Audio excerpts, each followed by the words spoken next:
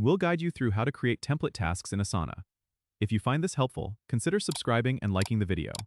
First, open Asana on your desktop and navigate to the project where you want to create a template task. Once you're in the project, click on the Add Task button, usually located at the top of your task list.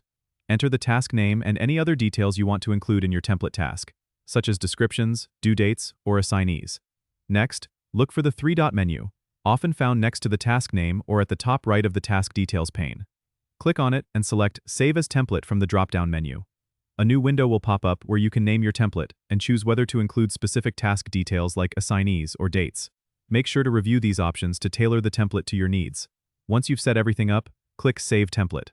Your task is now saved as a template, and you can use it whenever you create new tasks within the project or across other projects. To use the template, go back to your project and click on Add Task again. This time, instead of creating a new task from scratch, click on the Templates tab, select your saved template, and it will automatically populate the task with all the details you set up.